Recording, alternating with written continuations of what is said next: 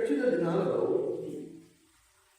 ఆత్మ సంబంధమైన మందిరం గురించి మనము ధ్యానిస్తూ వచ్చాము. ఈ ఆత్మ సంబంధమైన మందిరం గురించి ధ్యానంలో మనం 4 అంశాలు ధ్యానించవలసిన వారమై ఉండగా అందులో ఒక భాగం మాత్రమే మనం ధ్యానించాలి. అదేంటి అంటే ముందర మనలను మనము కట్టుకోవాలి. ఆత్మ సంబంధమైన సంఘము, ఆత్మ సంబంధమైన మందిరం. దేవుడు భౌతికమైన మందిరాలలో నివసించాడు. ఈ మాట చెప్పినందున స్టెఫెను రాడు నుండి చెప్పారు. దేవుడు హస్తకృత్యాలతో చేయబడిన మందిరాలలో నివసించాడు. మరి ఎక్కడుంటాడు దేవుడు? ఎక్కడ 2-3 నామములు కూడికలో వారి మధ్యనే ఉంటాడు సర్వించిన దేవుడు.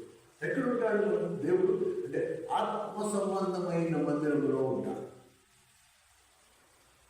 ఈ ఆత్మ సంబంధమైన మందిరం ఎలా కట్టబడుతుంది అని మనం గడిచిన నెలలు మనం ధ్యానించిన అంశాలను మనం గమనిస్తే మొట్టమొదట మనల్ని మనము కట్టుకోవాలి. ఈ అంశాన్ని ధ్యానించాలి. అయితే ఈరోజు మనము ఆ మాట ఎక్కడుంది? హెబ్రీయులకు రాసిన పత్రిక 3వ అధ్యాయం 6వ వచనం. హెబ్రీయులకు రాసిన పత్రిక 3వ అధ్యాయం 6వ వచనం. అయితే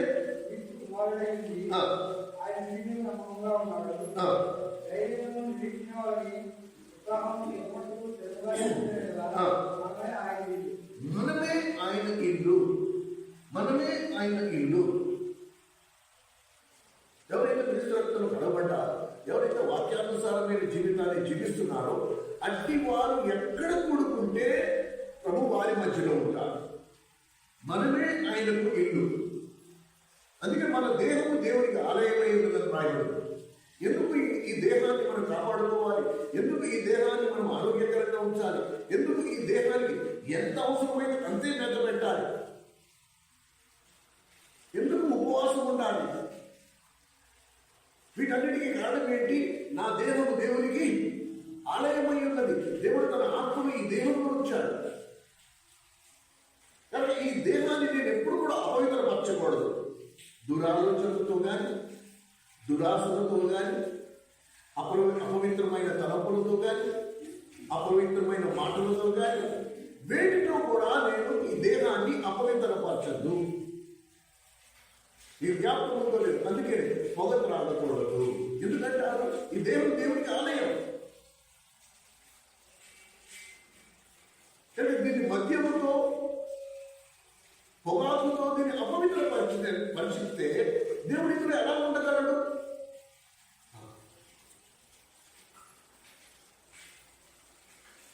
దేవుని పేరిట దేవుడు నమ్ముకున్నానని చెప్పుకున్న వాళ్ళు నీ దేహం దేవుడికి ఆలయమై ఉన్నప్పుడు ఆ ఆలయాన్ని నువ్వు ఎలా ఉంచుకుంటావు? ఎలా ఉంచుకోవాలి?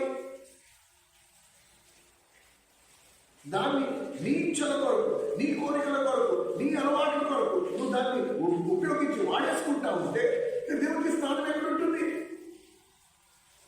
నీ అంతరంగంలో వేయబడిన సింహాసనం మీద నువ్వే కూర్చుంటే ఇక ప్రభు ఎక్కడ ఆశీనుడై ఉంటాడు? అందుకని ప్రభు ఏమంటాడు? ఇదిగో నేను తలుపు యొద్ద నిలబడి ద్వారం తగ్గించినాడు. ఇక ప్రభు ఎక్కడున్నాడు? బయట ఉన్నాడు, వాకిట్లో ఉన్నాడు, ఇల్లు వాకిలి లేనివాడిగా ఉన్నాడు. ఎందుకు?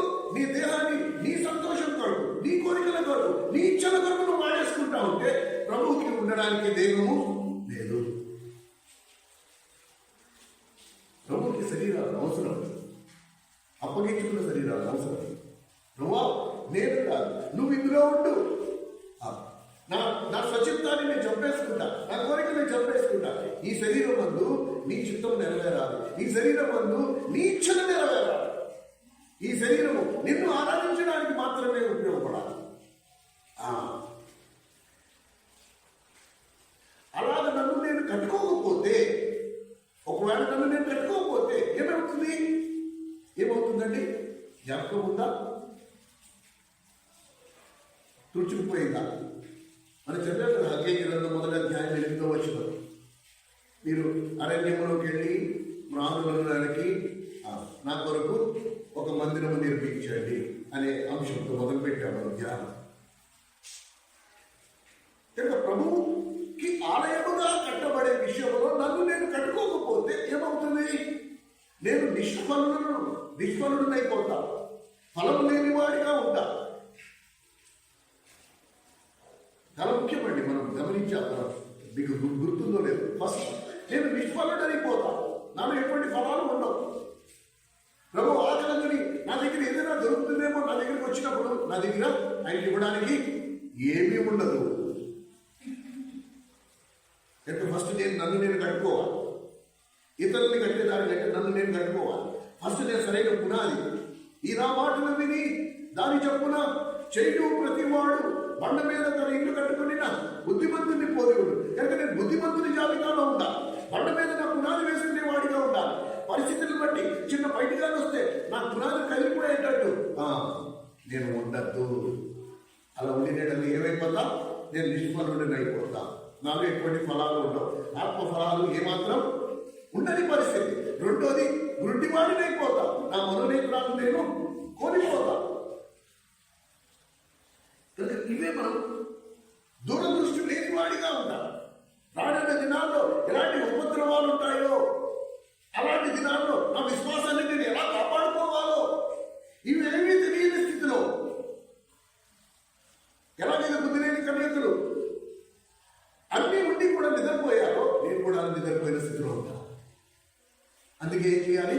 నన్ను నేను కట్టుకోవాలి. కేవలం నేను మందిరానికి వచ్చి వాక్యం వింటేనే కట్టబడదు. నా పాత్ర ఉంది, నన్ను నేను కట్టుకోవాలి. ఎట్లా కట్టుకోవాలి? ఎలా కట్టుకోవాలి? నేను విన్న వాక్య ప్రకారంగా నా జీవితం ఉందా లేదా?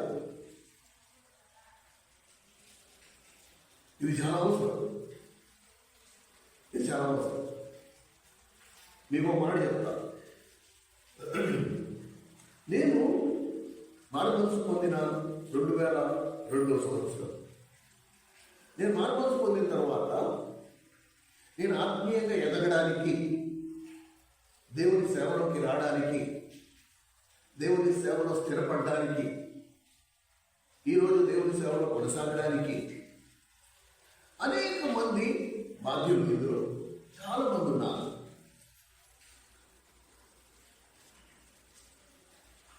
అర్థమవుతుందా? మనము కొలసీలకు రాసిన పత్రిక మొదటి అధ్యాయం, కొలసీలకు రాసిన పత్రిక మొదటి అధ్యాయం,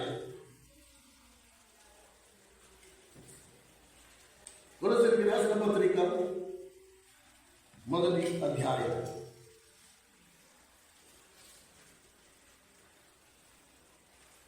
చూడండి.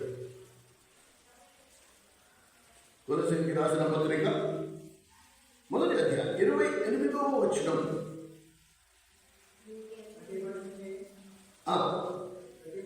ప్రతి మనిషిని క్రీస్తునందు సంపూర్ణంగా చేసి ఆయన ఎదుట నిలబెట్టవాలని సమస్త విధములైన జ్ఞానముతో మేము ప్రతి మనిషినికి బోధించుచు బుద్ధి చెప్పుచు ప్రతి మనిషినికి బోధించు.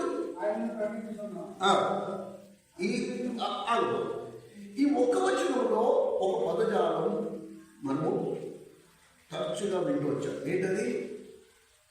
ప్రతి మనిషినికి. ప్రతి మనిషినికి. కనుక నన్ను నేను కట్టుకోవడమే కాకుండా ఇప్పుడు నా రెండో బాధ్యత ఏంటి? నేను ఇతరులు, నా తోటి సహోదరుని కూడా నేను కట్టే బాధ్యత నాకు ఉంది.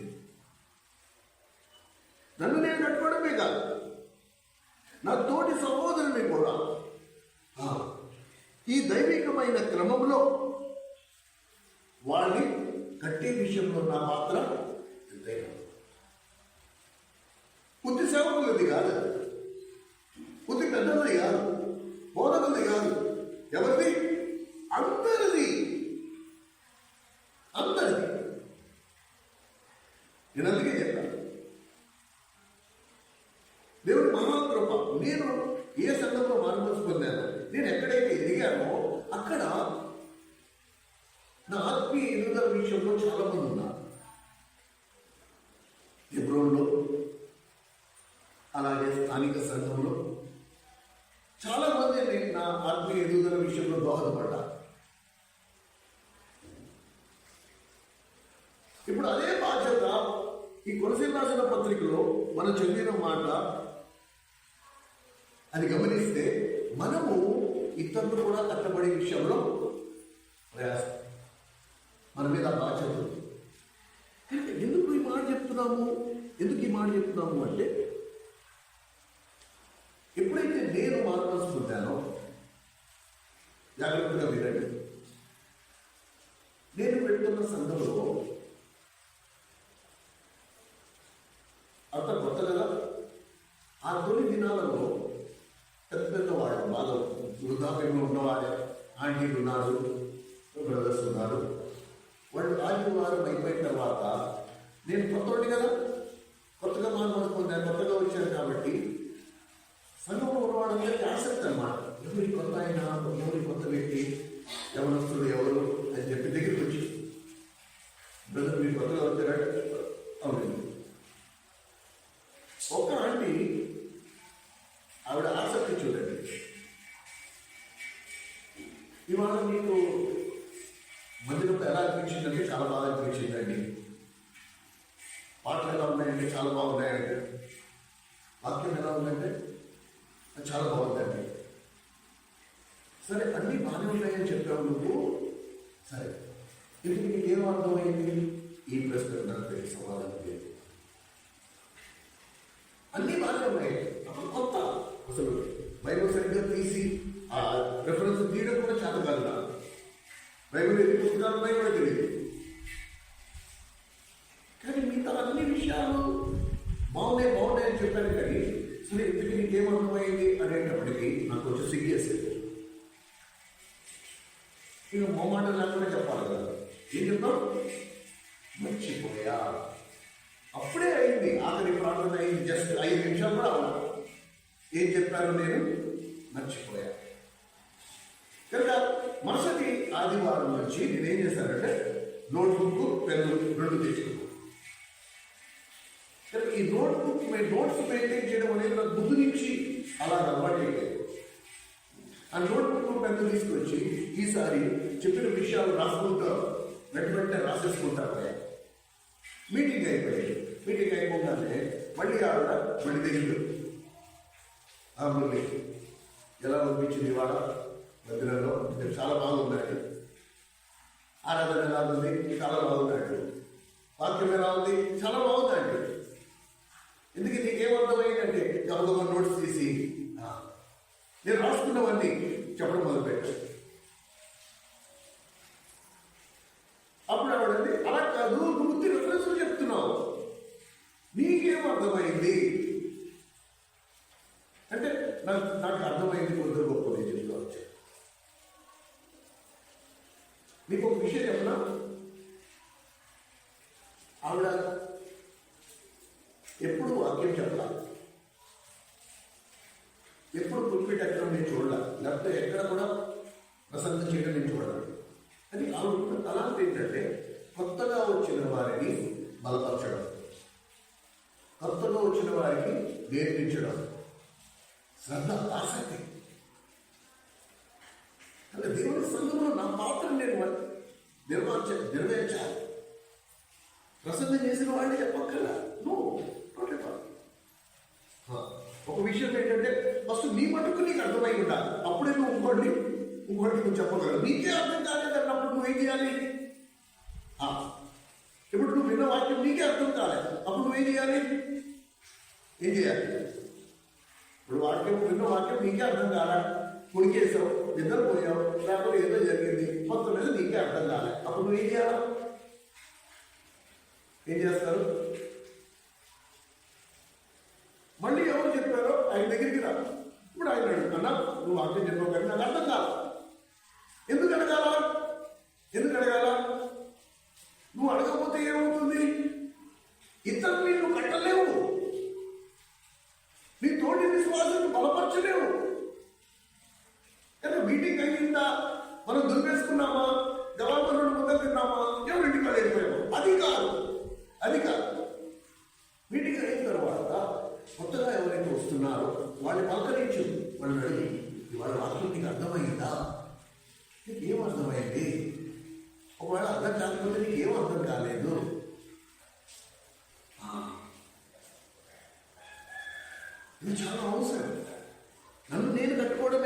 వల్ల ఇతరుల్ని కూడా నేను కట్టే స్థితిలోకి రావాలి. ఏమండి? మొదటి కొరింథీయులకు రాసిన పత్రిక 12వ అధ్యాయం. మొదటి కొరింథీయులకు రాసిన పత్రిక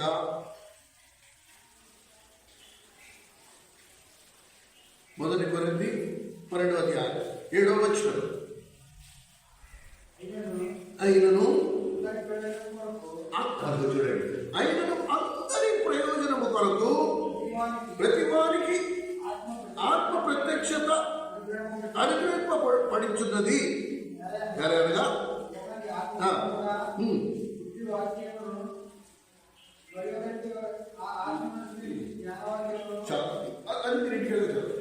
అందరికీ ఆత్మ ప్రత్యక్షతను దేవుడు ఇటు. ప్రత్యక్షత అంటే ఏంటి?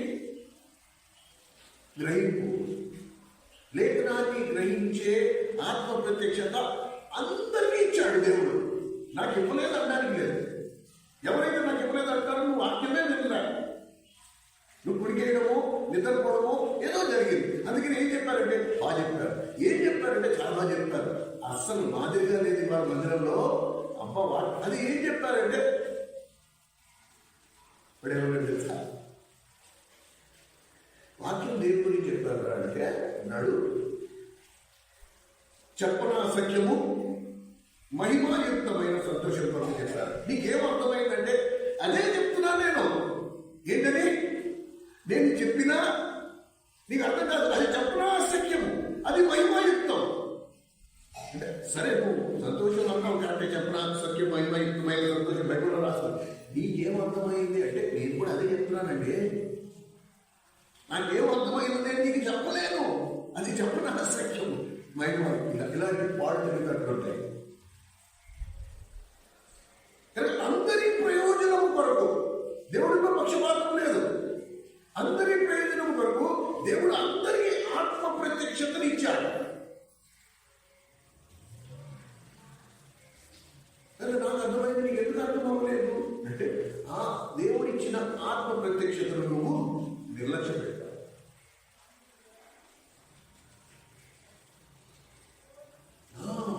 ఎప్పుడైతే మనం దేవుని మందిరానికి వస్తామో, ఎప్పుడైనా జ్ఞాపకం ఉంచుకోండి, దేవుని మందిరానికి వస్తుంది దేవుని కలవడానికి. ఈ వర్తమానం ఎవరికి చెప్తున్నారు అనేది నిర్ణయించడానికి నేను రావట్లా. విత్తబడుతున్న వాక్యంలో దేవుడు నాకేం చెప్పాలనుకుంటున్నాడో అది నేను వెతుక్కోవాలి. కానీ నేను దేవుని మందిరానికి వచ్చి దేవుడిని కలుసుకోవడానికి. అందుకని మన మందిరంలో ఆ సాక్ష్యం ఎక్కువ. ఈ రోజు నేను ప్రభుని కలిశాను. ఎక్కడో ఒకటి దేవుడు నా కొరకు దాచి ఉంచాడు 2 మాటలు. నాకు అంతే, ప్రభుని ఇవాళ కలుసుకున్నాను, నాకు తృప్తి ఉంది. లేదా వచ్చామా, వెళ్ళిపోయామా, దుర్పేసుకున్నామా, దీనివల్ల ప్రయోజనం ఏమీ లేదు. ఈరోజు ప్రభుని నేను కలుసుకునే అనుభవమే నాకు లేకపోతే ఈరోజు వేస్ట్ అయిపోయింది, వృధా అయిపోయింది. కనుక ఈ సంగతి మనము బాగా క్షుణ్ణంగా అర్థం చేసుకోవాలి. మనందరి ప్రతి ఒక్కరి ఆత్మీయ ఎదుగుదలలో ఇతరుల పాత్ర ఖచ్చితంగా ఉండాలి. మనం ఎందుకు పట్టించుకోమంటే నాకే ఫస్ట్ అర్థం కాలే, నేను ఇంకోటికి ఏం చెప్తా? కామ్గా ఉంటే సరిపోయేది, మౌనంగా ఉంటే సరిపోయేది. సంవత్సరాలు గడిచిపోతూ ఉంటాయి. రేపటి రోజు దేవుడి దగ్గర నిలబడినప్పుడు ఏం లెక్క చెప్తాం? ఏం చేస్తావు? నీకేం అర్థమైంది? నువ్వు ఎంతమందిని బలపరిచావు? నేను అందరికీ ఆత్మ ప్రత్యక్షతను ఇచ్చాను కదా, నీకు కూడా ఇచ్చాను కదా. నువ్వు ఎంతమందిని బలపరిచావు? కొత్తగా వస్తున్న వాడిని ఎంతమందికి నువ్వు తిరిగి మళ్ళీ వివరించావు ఆ వాక్యాన్ని? కొన్ని వాడిని అడిగావా?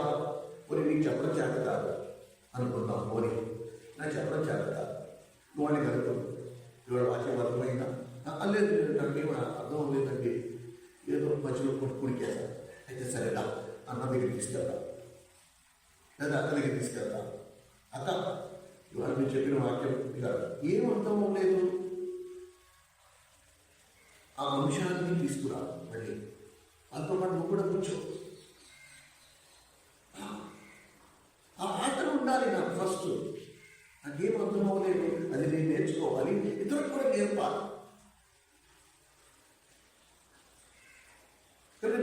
వయసులో సంఘం మరి దేవుని మహాకృప మరి ఏమో ఈ పెద్ద వయసులో ఉన్న వాళ్ళందరూ పట్టించుకునేవారు, మళ్ళీ కూర్చోబెట్టేవారు, ఆ వాక్యంలో ఉండే భావం మళ్ళీ చెప్పేవారు. చెప్పిన తర్వాత ఇది నీ వ్యక్తిగత జీవితానికి ఎలా అన్వయించుకోవాలి అంటే నీ జీవితము ఆ వాక్యానికి సరిసమానంగా ఉందో లేదో జాగ్రత్తగా చూసుకో. ఆ వాక్యం ఉన్నట్టు నీ జీవితం లేదు అంటే నువ్వు ఇప్పుడు ఏం చేయాలి? కరెక్షన్ చేసుకోవాలి, సరిదిద్దుకోవాలి. అసలు దిద్దుబాటు అయిన అసహ్యం అంటే ఎవరు నేను కాపాడలేదు, అది ఎవరు చెప్పక్కర్లే అనుకుంటే నీకు ఎవరు చెప్పరు. దిద్దుబాటు అసహ్యం అనుకుంటే ఇక భగవంతుడు కూడా కాపాడలేదు. కనుక ఈ అపోస్తుల కార్యములు మొత్తంగా చూద్దాం. అపోస్తుల కార్యములు 18వ అధ్యాయం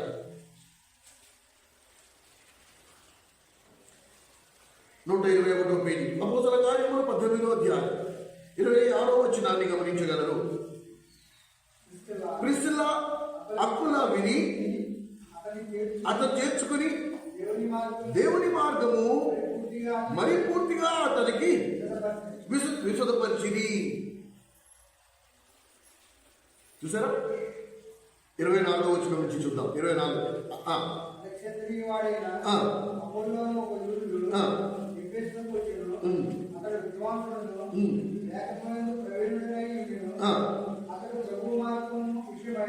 ఉపదేశం పొంది తన ఆత్మలో దేవపడి బాప్తిస్మం మాత్రమే తెలుసుకునే వాడైనను యేసు పుట్టిన సంగతులు వివరముగా చెప్పి బోధిస్తూ సమాజ మందిరంలో ధైర్యంగా మాట్లాడాలని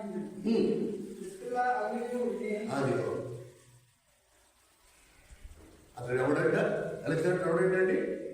వాక్యంలో ప్రవీణత కలిగి ఉన్నవాడు, వాక్యం ఎరిగినవాడు, అతను దేవాలయంలో బోధ కూడా చేసేవాడు. కానీ వాడికి ఏం తెలియలేదు? పరిశుద్ధాత్మ బాప్తిసం గురించి వాడికి తెలియదు. యోహాను బాప్తిసం గురించి మాత్రమే తెలుసు. కానీ ఇప్పుడు అక్కుల ప్రిసిన వాడిని చేర్చుకుని వాటితో ఏమన్నాడు? అవునా, అన్నీ బాగానే ఉన్నాయి, కానీ ఏంటి లోపించింది? పరిశుద్ధాత్మ బాప్తిసం గురించి నువ్వు చెప్పలేదంటే పరిశుద్ధాత్మ బాప్తిసమా తెలియదే అంటే అప్పుడు కూర్చోబెట్టి వాడు బోయిన పెట్టి ఇప్పుడు ఏం చేశారు? పరిశుద్ధాత్మ బాప్తిసం గురించి వారికి తెలియపరిచారు, విషయపరిచారు. ఇలాంటి వాళ్ళు వాళ్ళ సంఘంలో లేకపోతే ఏమవుతుంది? ఎన్ని సంవత్సరాలైనా ఏ ఎదుగుదల కనబడదు, కృతాత్మలు రావు, నిర్జీవమైన సంఘముగా మిగిలిపోతుంది.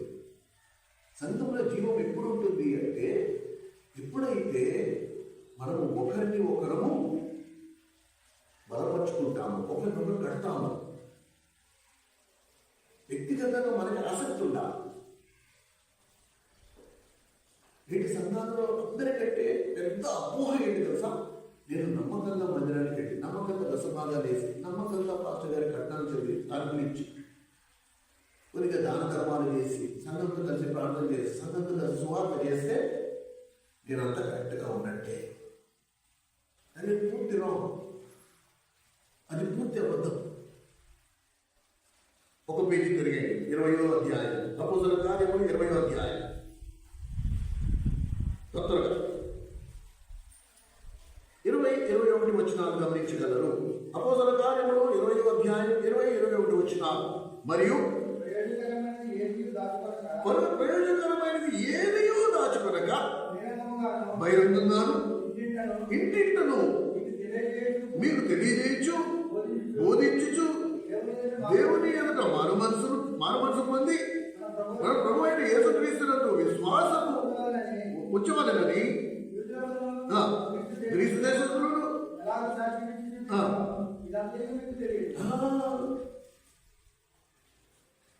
కేవలం మందిరంలో బోధన కాదు, కేవలం మందిరంలో పట్టించుకోవడం కాదు. ఏం చేశారండి? ఇంటింట నేను ఇంటింటికి వెళ్ళి వాళ్ళకి దేవుని వాక్యాన్ని బోధించాను. దాన్ని ఏమంటారు? మీరు జనులందరినీ సర్వలోకముకి సువార్త ప్రకటించి జనులందరినీ నాకు క్రైస్తవులుగా చేయండి అని చెప్పరా. జనులందరినీ నాకు శిష్యులుగా చేయండి. శిష్యుని నువ్వు తయారు చేస్తే శిష్యులు అవుతా, వాళ్ళతో వాళ్ళు శిష్యులు అయిపోతారు. నువ్వు ఒక శిష్యుడిని తయారు చేయాలి. ఎలా తయారు చేస్తావు? ఇంటింటికి వెళ్ళి నువ్వు పట్టించుకుని వాళ్ళకి తెలియని సంగతులు వాళ్ళకి బోధించి వాళ్ళు నడవలసిన త్రోవలు, శిష్యోత్వానికి తగిన బోధ, శిష్యత్వానికి ఉన్న సరకులు వాళ్ళకి విఫలంగా వాళ్ళకి అర్థమయ్యేటట్టు వాళ్ళు. దేవునికి శిష్యులు కావాలి, విశ్వాసులు కాదు. కనుక రెండోది ఏం చేయాలి అంటే, నేను నన్ను కట్టుకోవడమే కాకుండా నా తోటి విశ్వాసుని కూడా కట్టే విషయంలో పాల్గొంటు నా భాగం ఉండాలి. నేను బలపరిచిన వాడినై ఉండాలి. కనుక సేవకులకైనా పెద్దలకైనా అందరినీ పట్టించుకున్నంత సమయం ఉండకపోవచ్చు. వాళ్ళ పరిచయం ఒత్తిళ్ళు, వాళ్ళ వ్యక్తిగత కార్యకలాపాలు, వాళ్ళని అందరినీ పట్టించుకునే పరిస్థితి వాళ్ళకి ఉండకపోవచ్చు. అప్పుడు ఏం చేయాలి? మీ పాత్ర మీరు నెరవేర్చాలి. మీ బాధ్యత. అన్ని సేవకులు చేయాలంటే ఎలా కుదురుతుంది? అన్ని పెద్దలు చేయాలంటే ఎలా కుదురుతుంది? మరి నువ్వేం చేస్తావు?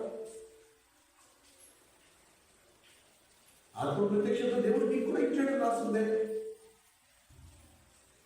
మన ప్రత్యక్షతతో నువ్వేం చేస్తున్నావు? ఎన్ని రోజులు ఫలాలు లేకపోవడానికి కారణం ఏంటి? ఆత్మ ప్రత్యక్షతను కప్పెట్టేశా. నేను అసలు అసలు నాకు తెలియదు. ఎన్ని విషయాలు రాస్తున్నాయి తెలుసా? ఒక్కొక్కరికి ఆయన తలాంతుని ఇచ్చాడు. ప్రతి ఒక్కరికి ఆత్మ వరాన్ని ఇచ్చాడు. నాకు లేదు అనడానికి లేదు.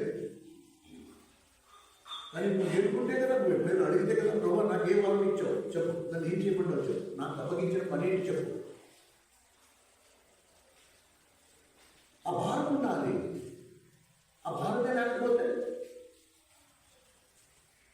వచ్చి ప్రయోజనం ఏంటి? మన శరీరంలో అన్ని అవయవాలు పనిచేస్తున్నాయా లేదా అని మనం చూసుకుంటున్నాం. ఎందుకనగా నేను ఆరోగ్యంగా ఉన్నాను.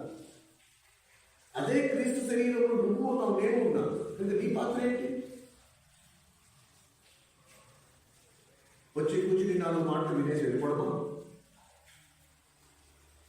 ఎప్పుడు నువ్వు ధ్యానిస్తావు? ఎప్పుడు బలహీనంగా ఉన్నావు అని బలపరుస్తావు? ఎప్పుడు పట్టించుకుంటావు? ఎప్పుడు నేనే అడగాలా, ఇవాటి వాక్యం నీకు అర్థమైందా?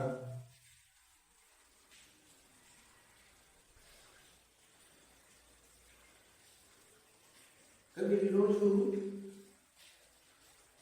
రోజులు చేసిన పరిచయంలో ఒక విషయం అర్థమైంది ఏంటంటే, ప్రభు మనందరికీ ఆత్మ ప్రత్యక్షత దయచేశాడు. ఇప్పుడు మీరు కనీసం కొత్తగా వస్తున్న వారిని బలపరిచే స్థితిలో ఉన్నారు. మీరు చెప్పగలరు. కనుక నడుము పిలిచుకోండి. ఎక్కడక్కడ దేవుడి పని అయితే మొదలు పెట్టండి. మీ పాత్ర మీరు నెరవేర్చండి. మీకు ప్రశాంత కాదా? అతని దగ్గరికి రండి, అతను నా దగ్గరికి రండి. నాకు ఇది అర్థం అవ్వలేదు, ఈ వాక్యం నాకు అర్థం అవ్వలేదు, ఈ వర్తమానం నాకు అర్థం అవ్వలేదు. ప్లస్ మన వర్తమానాలన్నీ యూట్యూబ్లో పోయాయి. వెతుక్కోగలరు. మీకు ఏ రోజు కావాలంటే ఆ రోజు వర్తమానం యూట్యూబ్లో ఉంది. మళ్ళీ వినొచ్చు, మళ్ళీ వినొచ్చు, ఎన్నిసార్లైనా వినొచ్చు. కానీ నాకు ఆ ఆసక్తి ఉండాలి కదా. అందుకే నేను ప్రతిదీ రాసుకుంటాను, ప్రతిదీ నోట్స్ రాసుకుంటాను, దాన్ని ధ్యానిస్తాను. నా ఖాళీ సమయంలో నేను ఊరికే కూర్చోను. ఏ సంగతి నాకు తెలియదో దాని విషయంలో ఎక్కువ ప్రయాసపడతా, ఎక్కువ సమయం వెచ్చిస్తా. వేరే కాలక్షేపం ఉండదు నాకు వేరే వాటి మీద జాసిపోదు అసలు. ముఖ్యంగా యవనస్తులు ఎలా ఉండాలండి? అసలు ఎంత యాక్టివ్గా ఉండాలి, ఎంత ఆసక్తితో ఉండాలి. ఎన్ని నోట్స్, ఎన్ని నోట్స్ అండి నావి. ప్రతిదీ రాసుకోండి, ప్రతి తలపు రాసుకున్నా, ప్రతి నోట్స్, ప్రతి రెఫరెన్స్ రాసుకున్నా. అని సందర్భంలో రెఫరెన్స్ మళ్ళీ తీసుకెళ్ళా.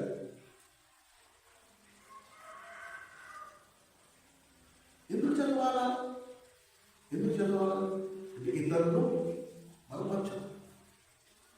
ఇతరులు కూడా కట్టే విషయంలో నీ పాత్ర నా పాత్ర ఉండాలి. ఇది నేను చెప్పండి, ఇది లేఖనం చెప్తున్నాను, ఇది లేఖనం చెప్తున్నాను. అందులో క్రిస్టియన్లు ఏం చేశారు? మనం ఎంతమందిని బలపరిచాం, మనం ఎంతమందిని కట్టాం? మూడు ప్రభు అన్నాడు, మత్తయి సువార్త 16:18 ప్రభు అన్నాడు, నా సంఘములు నేను కడతా. కానీ ప్రభు ఏం కోరుకున్నాడంటే మనలను తన జత పని వారిగా ఉండాలని ఆశపడ్డాడు. ఎవరితో కడతాడు సంఘము? ఇటుకలతోనా? ఇటుకలు సిమెంట్తో కడతాడా? ఎవరితో కడతాడు? నీతో నాతోనే కడతాడు. కనుక ఈ దేవుని సంఘం ఎఫెసీయులకు రాసిన పత్రిక 2వ అధ్యాయం, ఎఫెసీయులకు రాసిన పత్రిక 2వ అధ్యాయం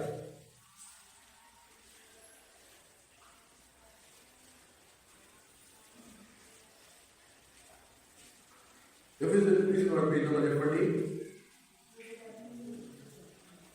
ఎఫెసీయులకు రాసిన పత్రిక 2వ అధ్యాయం 22 వచనం, 2:22.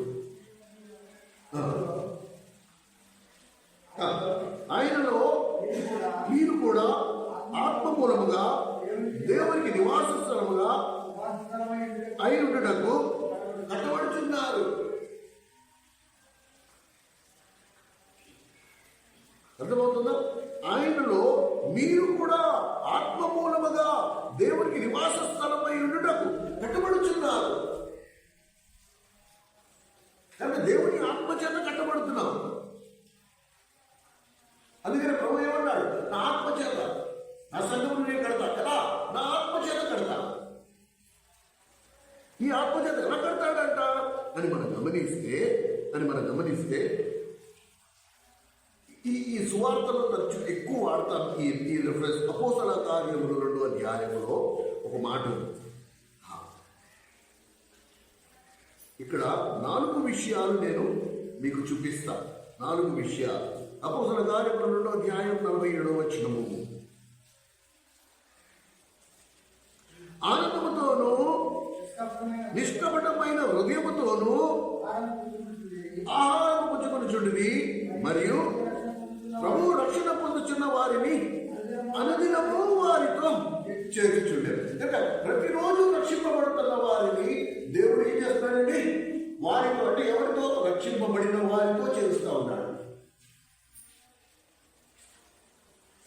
ఏమండి, ఇక్కడ మనం ఒక విషయాన్ని గమనించాలి. ఈ మొట్టమొదటి ఈ అనుదినము రక్షింపబడుతున్న వారిని వారితో చేర్చడమే కాకుండా దేవుడు ఈ సంఘం ఫస్ట్ ఆత్మతో కడుతున్నాడు, ప్రభు తన సంఘాన్ని కడుతున్నాడు, పరిశుద్ధాత్ముడు కడుతున్నాడు. నేను కూడా ప్రభుతో కలిసి ఆ సంఘ నిర్మాణంలో నా పాత్ర కూడా ఉంది. 4 సంఘం కట్టబడుతోంది. మనమందరము కలిసి కడుతున్నాము. వ్యక్తిగతంగా నేను కడుతున్నాను, ఎవరితో కలిసి? ప్రభుతో కలిసి కడుతున్నాను. అలాగే పరిశుద్ధాత్ముడు కూడా కడుతున్నాడు. ఎంతమంది హస్తం ఉందో చూడండి. అందులో నువ్వు నేను ఉన్నామంటే మనం ఎవరితో ఉన్నామో ఒకసారి నీ స్థాయి ఏంటో, నీ ప్రత్యక్షత ఏంటో, నీ గుర్తింపు ఏంటో దాంతో నువ్వు అర్థం చేసుకో. మనం ఇదేంటి ప్రయాసపడేది? పనికి మాలిన అడ్డమైన వాడితో సహవాసం చేయడానికి మనం తస్తాడు. ఎప్పుడు నువ్వు ఇస్తాడా? ఎప్పుడు వెళ్ళిపోదాం? ఫోన్లు వస్తున్నాయి, నేను వెళ్ళిపోవాలి అర్జెంటుగా. కానీ నన్ను ఎవరు చేర్చుకుంటున్నాడు? యేసుక్రీస్తు ప్రభు చేర్చుకుంటున్నాడు తన పనిలో. పరిశుద్ధాత్ముడు నాతో కలిసి పనిచేస్తున్నాడు, నా తోటి విశ్వాసులు నాతో కలిసి పనిచేస్తున్నాడు. వ్యక్తిగతంగా నేను దేవుని సంఘాన్ని కట్టే విషయంలో నిమగ్నే. ఇంతమంది 4 నేను దేవుని చేతిలో వాడబడుతున్నానే. అలాంటప్పుడు నా జీవితం ఎలా ఉండాలి? నేను దీనికోసం ఎదురు చూస్తున్నాను. ఇది మనం కొంచెం లోతుగా అర్థం చేసుకోవాల్సిన అవసరం ఎంతైనా ఉంది. ఏమండి, వాటి రిఫరెన్స్ చాలా ఉన్నాయి. అయితే ముఖ్యమైన మాట నేను మీకు చూపించాలి. ఇది నేను అందరికీ చెప్తున్నాను, దయచేసి రాసి పెట్టుకోండి. నాకు లేదు, ఇది నాకు లేదండి, ఇది నాకు వర్తించదు అనడానికి సరిపోదు. మొదటి పేతురు రాసిన పత్రిక, ఇది గడిచినసారి మనం చదివినప్పుడు కూడా మీకు చెప్పానండి. మొదటి పేతురు రాసిన పత్రిక 4వ అధ్యాయం 10వ వచనం. మొదటి పేతురు 4:10. దేవుని నానా విధమైన కృప విషయమై మంచి గృహ నివాసులై ఉండి ఒక్కొక్కడు కృపావరం పొందిన కొలది అదిగో ఒకరినప్పుడు ఉపచారం, ఒకరినప్పుడు కట్టాలి, ఒకరినప్పుడు బలపరచుకోవాలి. ఎందుకంటే కృపావరం ప్రతి ఒక్కరికి అనుగ్రహించబడింది. ఇప్పుడు నేను చెప్పేది రాసుకుంటారా? త్వరగా నేను చెప్పేది రాసుకుంటారా? ఫస్ట్ మొట్టమొదటి ఎక్కడి నుంచి మొదలు పెడదాం? మత్తయి సువార్త 16వ అధ్యాయం 18వ వచనం. నా సంఘమును నేను కడతాను. ఏమండి? ఎఫెసీ 2:22 ప్రభువు సంఘాన్ని కడుతున్నాడు. అపోస్తల కార్యములు 2:47 పరిశుద్ధాత్ముడు సంఘాన్ని కడుతున్నాడు. అండ్ అపోస్తల కార్యములు 20వ అధ్యాయం 32వ వచనం, నేను కూడా ఆ సంఘాన్ని కట్టే విషయంలో నా పాలివాదం ఉంది. 4 గింతలు ఎప్పుడు మర్చిపోవద్దండి. ఇంటికి వెళ్ళాక మళ్ళీ మీరు చదవండి ఈ విషయాలు, ఈ రెఫరెన్స్లన్నీ. దేనిని బట్టి అంటే మనందరికీ దేవుడు కృపావరాన్ని ఇచ్చాడు. మనందరికీ ఒక్కొక్క తలాంతు ఉంది. నాకు లేదు అనడానికి లేదు. రేపటి రోజు దేవుడి దగ్గర నువ్వు నిలబడినప్పుడు నీకు ఇచ్చిన తలాంతు నువ్వు ఏం చేసావని నేను అడిగితే నీ దగ్గర సమాధానం ఏంటి? ఇప్పుడు ఈ సత్యాన్ని కూడా నువ్వు విన్నావు కాబట్టి ఖచ్చితంగా నువ్వు లెక్క చెప్పాల్సిన అవసరం ఉంది. దేవుడికి కూడా తలాంతు ఇచ్చాడు. ఎప్పుడైనా ప్రభు దగ్గర అడిగావా, నా తలాంతు ఏంటి ప్రభు, అది ఏ పని అప్పగించావు, నేను ఏం చేయమంటావు నన్ను? ఒక ఆంధ్రియ ఆ చిన్నపిల్లలతో సహవాసం చేసి, పెద్ద వయసు కలిగిన వారు చిన్నపిల్లలతో ఎక్కువ సహవాసం చేయరు. కానీ ఆంధ్రియకి దేవుడు ఇచ్చిన తలాంతు ఇంటే పిల్లల్ని ఆకర్షించగలడు. ఇలా చీకేస్తే పిల్లలందరూ చుట్టుముట్టేస్తారు. ఆ పిల్లలతో స్నేహం చేశాడు, సహవాసం చేశాడు, వాటితో మెల్లిగా మాట్లాడి నీ టిఫిన్ డబ్బాలు ఏముంది అంటే, నా టిఫిన్ డబ్బాలు 5 రొట్టెలు 2 చేపలు ఉన్నాయి, నాకు ఇస్తావా అంటే, కావాలా ఏదో తీసుకో. లేదు నేను ఊరికే జోక్ చేశాను, అది పెట్టుకో, నీకు ఆకలేసినప్పుడు తినే. సరే పెట్టుకున్నాడు. మూతపెట్టి పెట్టుకున్న తర్వాత మీటింగ్ అయిపోయింది. అప్పుడు ఇక తొందరగా పంపించి ఇక్కడ వెళ్ళిపోతుంది. ఇప్పుడు వీళ్ళందరూ ఆటంటే మనం ఎక్కడి నుంచి తీసుకొచ్చిస్తాం అంటే, అలా కాదు, వీళ్ళందరికీ భోజనం పెట్టండి, కూర్చోబెట్టండి. ప్రభు కూడా ఆఖరి నిమిషంలో అలా బాంబలు పడేసేవాడు అన్నారు. వాళ్ళ గుడిలో రాయి పెట్టిపోయారు. ఎంతమంది ఉన్నారు? ఇంచుమించు 10,000 మంది ఉన్నారు. 10,000 మందికి భోజనం పెట్టడం అంటే ఎంత టైం పడుతుందండి? అలాగే అందరూ ఒకరి మొహాన్ని ఒకటి చూసుకుని కింద మీద పడిపోయి, ఏంటి పిచ్చిపడి 10,000 మందికి పెట్టమంటున్నాడు, ఇప్పుడు ఏం పెడతావు వాళ్ళకి, రాళ్ళు తప్పులా ఏం పెడతామని శిష్యులందరూ గిచ్చుకుంటా ఉంటే ఆంధ్రయ్య జాయిగా ప్రభు దగ్గరికి వచ్చి,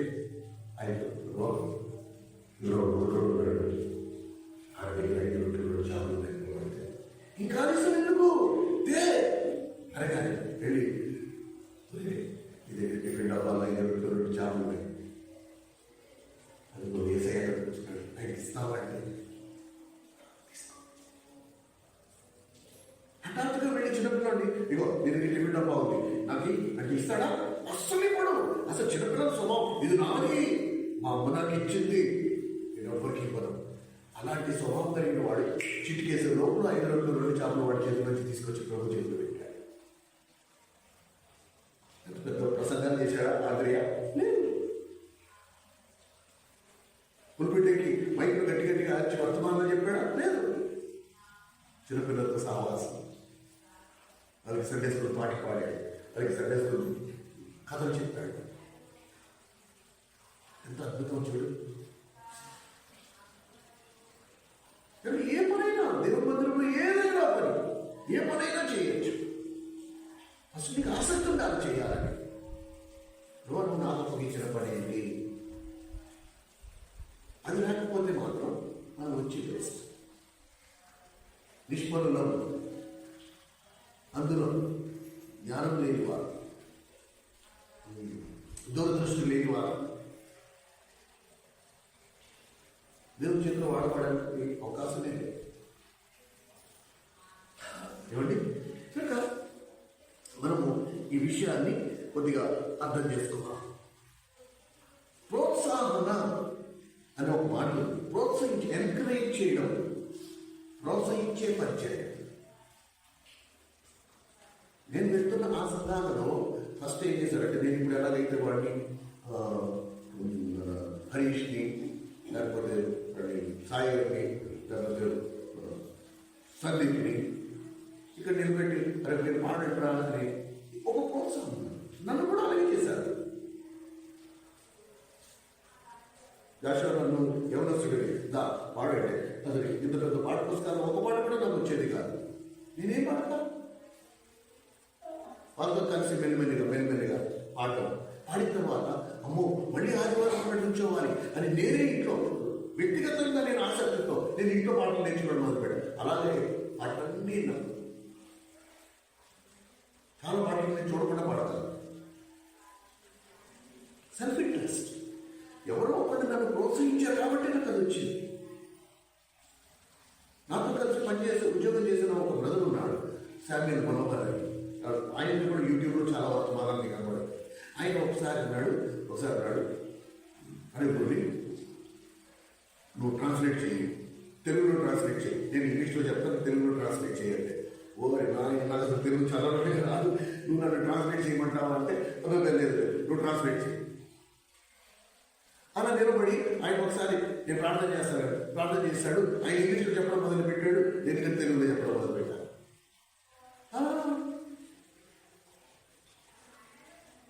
అలా మెల్లిగా ట్రాన్స్లేషన్ వచ్చింది.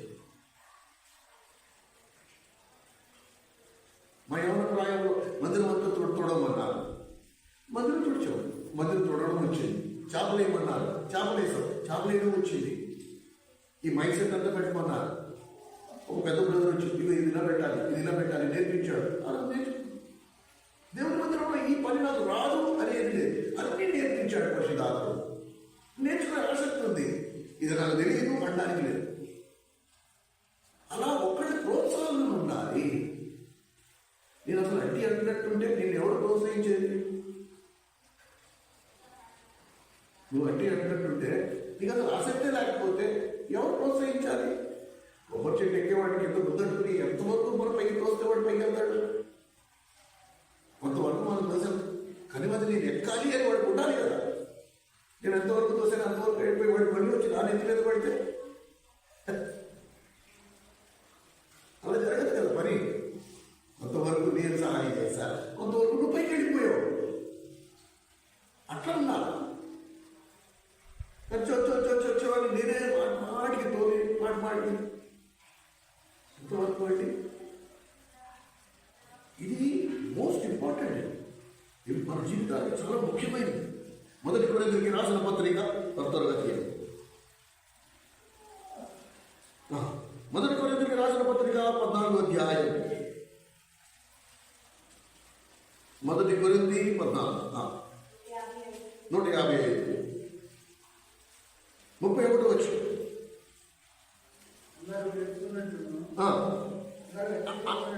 అందరూ నేర్చుకున్నట్లు, అందరూ హెచ్చరిక పొందినట్లు మీరందరూ ఒకరి తర్వాత ఒకడు ప్రవచింపవచ్చు. అందరూ నేర్చుకున్నట్లు, అందరూ హెచ్చరిక పొందినట్లు మీరందరూ ఒకరి తర్వాత ఒకడు ప్రవచింపవచ్చు. ప్రవచింపడం అంటే ఏంటి? 2 అర్థాలు ఉన్నాయి. ఒకటి ప్రవచనము అనే మాటకు అర్థం ఏంటి? భవిష్యత్తు జ్ఞానం, దూరదృష్టి ఉండడం ఒకటి. రెండోది ప్రవచనంలో 3 ఆశీర్వాదాలు ఉన్నాయి. ఏంటా 3? క్షేమాభివృద్ధి. 3వ వచనం చూడండి, 3వ వచనం. క్షేమాభివృద్ధియు హెచ్చరికయు ఆదరణ కలుగునట్లు ప్రవచించువాడు మనుషులతో మాట్లాడుతున్నాడు. కనుక ప్రవచనం అంటే క్షేమాభివృద్ధి ఉంది, ఆదరణ ఉంది, హెచ్చరిక.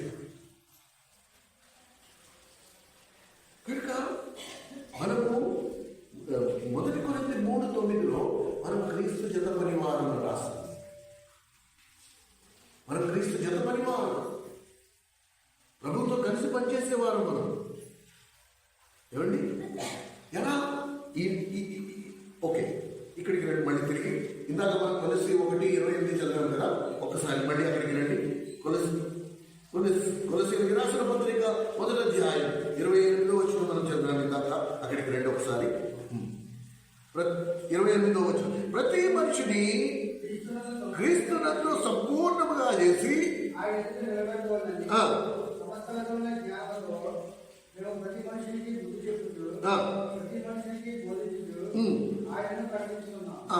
29, అందు నిమిత్తము నాలో బలముగా కార్యశక్తి కలుగుజేయు ఆయన క్రియాశక్తిని బట్టి ఆయన చూడండి. అంటే దేవుని క్రియాశక్తి ఇక్కడ రెండు మాటలు ఉన్నాయండి, చాలా జాగ్రత్తగా మీరు అర్థం చేసుకోవాలి. ఇది పెద్ద కఠినమైన మాట కాదు. దేవుని క్రియాశక్తి నా లోపల పనిచేస్తా ఉంటే, ఇప్పుడు నాలో జరిగిన కార్యాన్ని బట్టి ఇప్పుడు నేను బయటికి ఆ పనిని తీసుకురావాలి, నేను బయట పని చేయాలి. అర్థమైందా? పరిశుద్ధాత్ముడు నన్ను ఎలాగైతే 28వ వచనం ప్రకారంగా బలపరిచాడో, ఇప్పుడు నేను బాహ్యంగా నా తోటి విశ్వాసాన్ని బలపరచాలి. ఆ కార్యసిద్ధి కలుగు చేయవాడు కూడా దేవుడే అని రాస్తాడు. కానీ ఏం జరుగుతుంది మన జీవితాలలో? పరిశుద్ధాత్ముడు నా లోపల కార్యం చేస్తా ఉంటే, ఇప్పుడు నేను ఆ కార్యాన్ని బయట కనపరచాలి, ఆ కార్యాన్ని బయట చేయాలి. ఎలా? నేను నిన్ను బలపరచాలి, వాడిని బలపరచాలి, వాడిని బలపరచాలి. ఇంటింటికి వెళ్ళాలి. ఎవరికి వాక్యం అర్థం కాలేదో వారికి వాక్యం మళ్ళీ కూర్చోబెట్టి చెప్పాలి,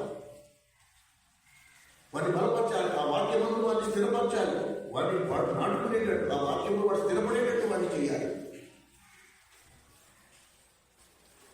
ఇది సంఘంలో జరిగే కార్యక్రమం, ఇది సంఘంలో జరిగే పరిచయం. అదే పని నువ్వు చేయాలి. ఎంతకాలం నువ్వు వచ్చిన గోరుముద్దలు పెడతా ఉంటే నేను తినేస్తా ఉంటా, నేను మాత్రం అలా పెళ్లి పిల్లలాగే ఉంటాను. నా వయసు ఎంత వచ్చినా సరే, దేవుడు నమ్ముకుని 40 ఏళ్ళు అయింది, 50 ఏళ్ళు అయింది, 30 ఏళ్ళు అయింది, 25 ఏళ్ళు అయింది, అయినా నేను ఎవరిని పట్టించుకోను. నువ్వే మా ఇంటికి రా, సేవకుడే మా ఇంటికి రావాలి, మా ఇంట్లో కూర్చోవాలి. నేటి క్రైస్తవ సమాజం ఎక్కడికి వచ్చేసింది తెలుసా? వాడు విశ్వాసం డిసైడ్ చేస్తాడు, విశ్వాసం నిర్ణయిస్తాడు. అసలు సేవకుడు ఎవడింటికి వెళ్ళాలి, ఎప్పుడు వెళ్ళాలి, అసలు వెళ్తే ఏం చేయాలి, ఏం మాట్లాడాలి.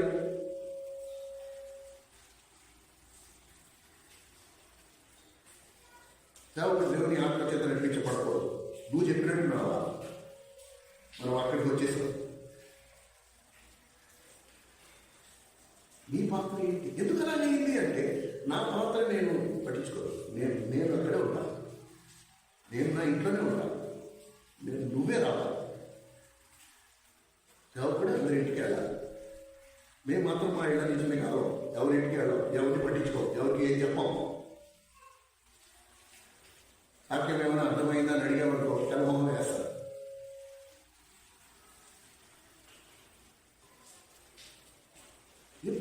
ఎప్పుడు మనం ఎదిగేది? ఎప్పుడు మీ తోటి విశ్వాసం నేను బలపరిచేది?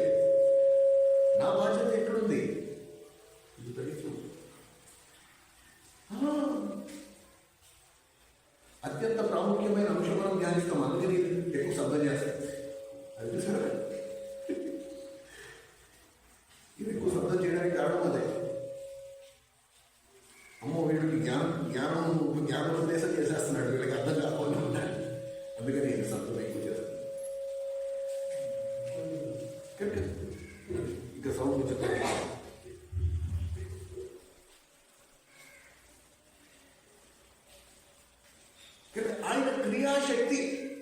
ఆయన క్రియాశక్తి మూలంగా ఇప్పుడు నేనేం చేయాలి?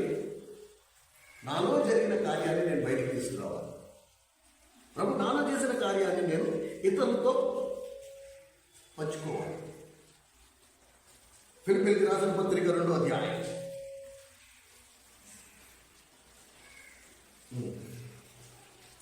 ఫిలిప్పీయులకు రాసిన పత్రిక 2వ అధ్యాయం 12వ వచనం.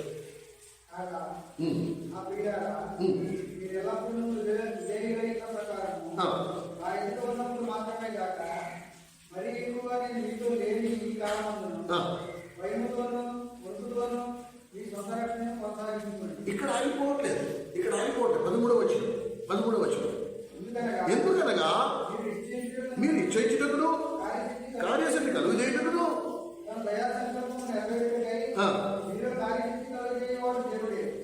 చూసారా, మీరు ఇచ్చయించుటకును, ఎందుకనగా మీరు ఇచ్చయించుటకును కార్యసిద్ధి కలుగజేయుటకును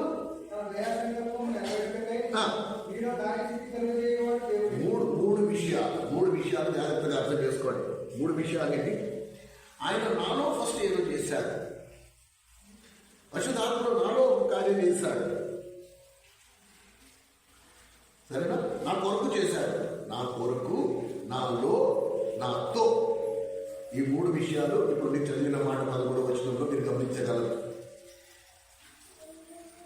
ఫస్ట్ నా కోసం ఏదో ఒకటి చేశాడు, రెండోది నాలో చేశాడు, మూడోది నాతో కలిసి చేశాడు.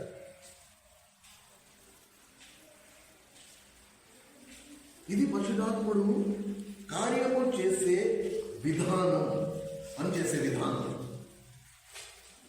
అర్థమైనా? అయితే మనము గమనించండి ఈ మాట. దేవుడు మనకి సహాయుడై ఉన్నాడు. నేను వేరొక ఆదరణకర్తను పంపుతానన్నాడు చూడు. దేవుడు నాకు సహాయుడై ఉన్నాడు కనుక పంపబడిన వారు మనము. ఒకవేళ మీరు యోహాను సువార్త 5:17 అన్నాడు, నా తండ్రి చేయించున్నాడు, నేను చేస్తున్నాను. నా తండ్రి కార్యం జరిగిస్తున్నాడు, నేను కూడా నా తండ్రితో కలిసి ఆ కార్యాన్ని జరిగిస్తున్నాను. అర్థమైనా? కానీ నేను ఇప్పుడు ఏం చేయాలి? ప్రభుత్వం కలిసి పని చేయాలంటే ప్రభుత్వంతో నేను వేచి ఉండాల్సిన అవసరం ఉంది. ఈ విషయాలు మీకు ఎవరు చెప్పారండి? ఎందుకు ఈ మాట చెప్తున్నాను బాగా అర్థం చేసుకోండి. తండ్రి కార్యం చేస్తున్నాడు, కుమారుడు తండ్రితో కలిసి చేస్తున్నాడు. ఇప్పుడు నేనేం చేయాలి చెప్పండి? నేనేం చేయాలి? నేను వాళ్ళిద్దరితో కలిసి చేయాలి. ఇది క్రమం. తండ్రి చేస్తున్నాడు. చదవడం మాట యోహాను సువార్త 5:17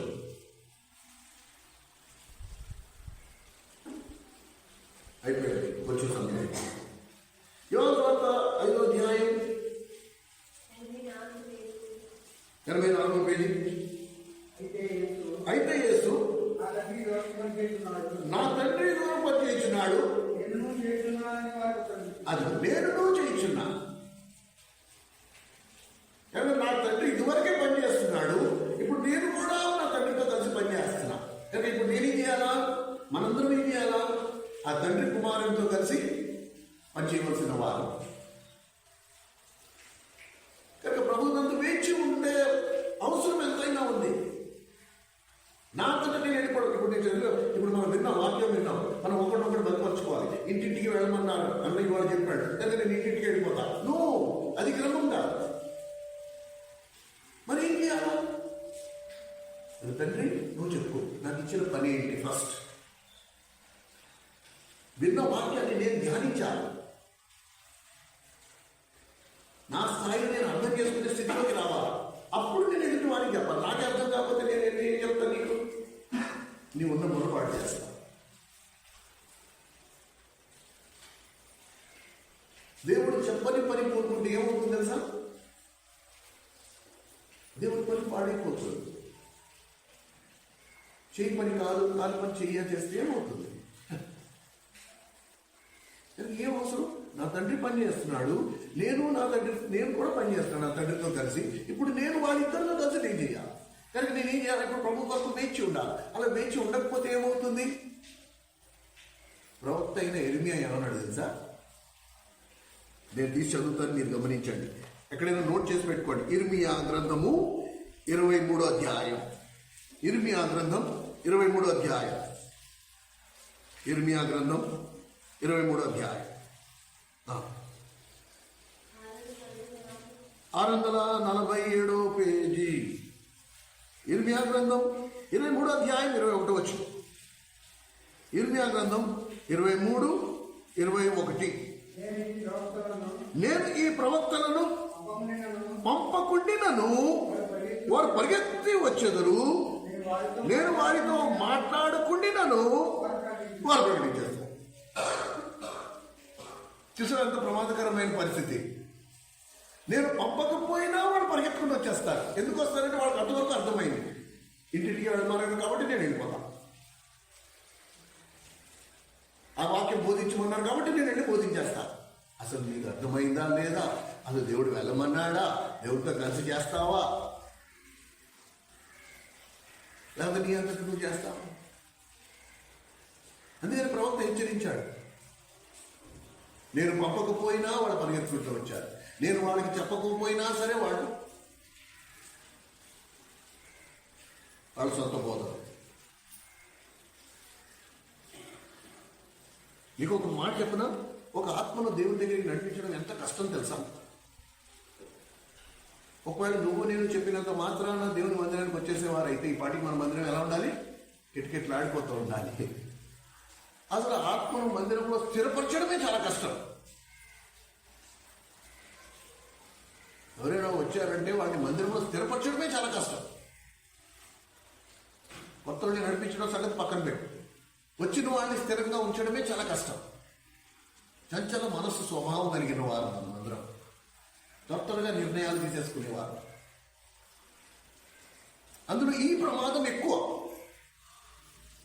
దేవుడు చెప్పకపోయినా వెళ్ళడం, దేవుడు చెప్పకపోయినా ఏదో ఒక మాట చెప్పడం, ఉన్న ఆత్మను చెడగొట్టేశాడు పూర్తిగా. ఫినిష్. అందుకు నేను వేచి ఉండడం చాలా అవసరం. ప్రభు నువ్వు చెప్పు, నేను గుడ్డిగా వెళ్ళిపోను, గుడ్డెత్తి చేలో పడినట్టు. నో, అలా కాదు. నో, నేను వేచి ఉంటాను. I will wait for you. ప్రభు నువ్వు చెప్పు, నువ్వు చెప్పు, నన్ను ఏం చేయమంటావు? నాకు ఇచ్చిన తలాంత ఏంటి? ఎంతమంది ఈ ప్రార్థన చేశారు చెప్పండి? ఎంతమంది ఈ ప్రార్థన చేశారు? నాకు ఇచ్చిన తలాంత ఏంటి? నేనేం చేయాలి? నన్ను ఎక్కడికి వెళ్ళమంటాం? అందుకని సువార్తలు చూసారు కదా, వాళ్ళు పాపం ఎంతో ప్రయాసపడి వస్తారు అక్కడ తాళదెబ్బ నుంచి. ఇక్కడ కరపత్రాలు అండ్ మైక్లో ఎవరు వింటున్నారా తెలియదు, వినట్లేదా తెలియదు. అంతే, వాళ్ళకి ఏం చెప్పబడింది? మీరు వెళ్ళి పాటలు పాడుకుంటూ సువార్త ప్రకటించేసి వచ్చేసేయండి. అంతే, వాళ్ళు వస్తారు. ఎవరు వింటున్నారా లేదు, వినకపోయినా పర్వాలేదు. వాళ్ళు మాట పని అంటే నీటి మీద విత్తమన్నాడు విత్తడు, కరపత్రాలు ఇచ్చేది. ఆ కరపత్రాలు తీసుకున్న వాడు ఏం చేస్తున్నాడు? దాన్ని శుభ్రంగా ఇలా చుట్టి ఆ చెవులు గులిని తీసుకుంటా కూర్చున్నాడు. ఎంత దౌర్భాగ్యం! ప్రభు వెళ్ళమన్నాడా అంటే మార్క్స్ సువార్త 15వ అధ్యాయం 16వ అధ్యాయం 15వ వచనం, ఈ సర్వలోకంలోకి వెళ్ళి సర్వసృష్టికి సువార్త ప్రకటించడని చెప్పాను కదా, కరెక్ట్. కానీ అదే దేవుడు మత్తయి సువార్త 28లో జనులందరినీ నాకు శిష్యులుగా చేయండి అని కూడా చెప్పాడు కదా. మరి ఆ విషయం అడిగితే ఉండదు. మళ్ళీ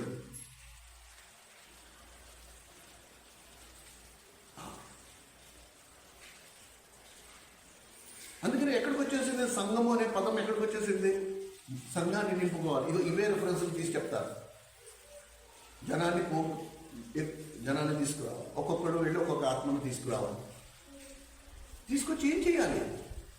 వాళ్ళని శిష్యులుగా మార్చాలనుకుంటావు. నువ్వు సంఖ్య పెంచుకుంటే ఏమవుతుంది? 20 సంవత్సరాలు, 30 సంవత్సరాలు, 40 సంవత్సరాలు ఎక్కడ వేసిన అక్కడే. ఏం ప్రయోజనం? ఏది అవుట్పుట్? ఏది నాణ్యత? ఏది క్రైస్తవ్యంలో నాణ్యత? ఏది? ఇది చాలా బాధాకరం. ఎలా బలపరచాలి? సంఘంలో ఉన్న వాళ్ళు ఎలా బలపరచాలంటే, వాక్యం అర్థమైందా? ఒకవేళ అర్థం కాకపోతే ఏం అర్థం అవ్వలే, నీకు చెప్పడం చేత కాకపోతే వాళ్ళు చెప్పించేవాడు ఎవరు చెప్పగలరో వాళ్ళ దగ్గరికి తీసుకెళ్ళడం.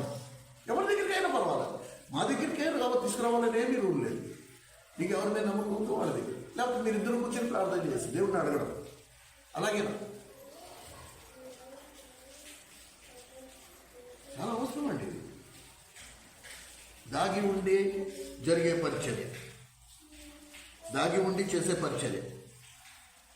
ఏమండి, చిన్న పిల్ల అండి యెరూషలేము నుండి తీసుకెళ్ళిపోయారు. నయమాన్ ఇంట్లో చేరింది. నయమాన్ ఇంట్లో చేరితే ఆ యజమానుడికి కుష్టి వ్యాధి వచ్చేసింది. కుష్ఠవ్యాధి వస్తే ఎలా ఉండాలి? పిల్లలు ఎవరు ఉండాలి? నన్ను తీసుకొచ్చి బానిసగా ఉంచుకున్నందుకు దేవుడు తగిన సాక్షి వీడికి ఇచ్చాడు అనుకోవాలా వద్దా? అనుకోవాలా వద్దా? ఆ పిల్ల ఏమంది? ఆ మాటలు వినేమంది? మా ఊర్లో ఒక దైవజనుడు ఉన్నాడు, ఆయన పేరు ఎలీషా. ఒక్కసారి ఆయన చేత ప్రార్థన చేయించుకుంటే నీకు రోగం తగ్గుద్ది, ఈ కుష్ఠవ్యాధి నీకు తగ్గిపోద్ది అని ఒక్క మాట. చిన్న పిల్ల అండి, ఎంతో లేదు, చిన్న పిల్ల వయసు, అంత వయసు కూడా లేదు. ఒక మాట చెప్పి, నీ ఇష్టం నాయన, నువ్వు నా యజమానుడు, నీ క్షేమము నేను కోరువాడు, నేను నమ్ముకున్న నా దేవుడు ఇదే నేర్పించాడు. నేను నీ దగ్గర బానిస అయి ఉన్నా సరే నీ క్షేమం నాకు అంత అవసరం, నువ్వు నా యజమానుడు కనుక. మా ఊళ్ళో ఒక దైవజనుడు ఉన్నాడు ఎలీషా అని. ఏలియా కంటే రెండింతల అద్భుతాలు చేసిన దైవజనుడు. ఒకసారి ఆయన నువ్వు ప్రార్థన చేయించుకుంటే నీకు స్వస్థత వస్తుందేమో. ఆ నయమాను దగ్గరే పనివాడు ఉన్నాడు గెహాజీ, వాక్యంలో నైపుణ్యత కలిగి ఉన్నవాడు కనుక ఈమె ఏం తెచ్చుకుంది, ఆయన తెచ్చుకున్నాడు. దేవుడి పని చేస్తున్నవాడు ఏం తెచ్చుకున్నాడు? కుష్ఠవ్యాధి తెచ్చుకున్నాడు. దేవుడి కొరకు మహిమకరంగా నిలబడిన చిన్న పిల్ల ఏం తెచ్చుకుంది? దేవుడికి ఎంత మహిమ, దేవుడికి ఎంత మహిమ తీసుకొచ్చింది. కనుక మనం ఏం చేస్తున్నాము? మన వల్ల దేవునికి ఎంతవరకు మహిమ వస్తుంది? సరే, ఇప్పుడు 4వ దానికి వద్దాం. ఏం చేయాలంట? 4వదిగా మన బాధ్యత ఆయన రాజ్యమును నిర్మించడం. ఎవరు నిర్మిస్తారు దేవుని రాజ్యాన్ని? మనం. మొదటి యోహాను పత్రిక, యోహాను రాసిన మొదటి పత్రిక 5వ అధ్యాయం, ఇదే ఆఖరి పాయింట్. యోహాను రాసిన మొదటి పత్రిక 5వ అధ్యాయం, 5వ అధ్యాయం.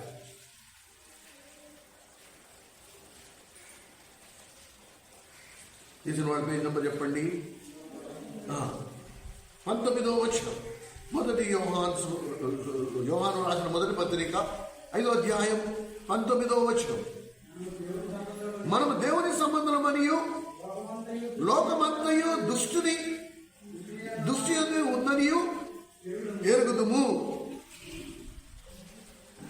కనుక మనం ఎవరు? దేవుని సంబంధం. లోకమంతా ఎవరి వశం ఉంది? దుష్టుని వశం అందుంది. కనుక ఈ యోహాను సువార్త 12:31 ఆయన లోకాధికారి అని రాస్తుంది, ఈ లోకానికి అధిపతి. 2 కొరింథీ 4:4 ఈ యుగ సంబంధమైన దేవత అని రాస్తుంది. వాడికి ఎన్ని పేర్లు ఉన్నాయో చూడు. కనుక నువ్వు నేను ఎలాంటి లోకంలో ఉన్నామంటే ఈ లోకానికి అధిపతి వాడు, ఈ యుగ సంబంధమైన దేవత. వారి మనోనేత్రాలు విడితరం కలుగు చేసిందని 2 కొరింథీ 4:4 రాస్తుంది. అలాగే యోహాను సువార్త 12వ అధ్యాయం 31వ వచనంలో లోకాధికారి అని రాస్తుంది. ఇలాంటి పాపముతో నిండి ఉన్న లోకములో మనం ఎక్కడ పని చేస్తున్నాం? దేవుని పని ఎక్కడ ఉన్నామండి? ఎక్కడ చేస్తున్నాం తెలుసా? మనం దేవుని పని ఎక్కడ చేస్తున్నాం తెలుసా? శత్రు రాజ్యములో. ఏ రాజ్యములో? శత్రు పరిపాలనలో. అలాంటి శత్రు పరిపాలన అంటే మనం ఎక్కడ పనిచేస్తున్నట్టు? పాకిస్తాన్లో వెళ్ళి పనిచేస్తున్నట్టు.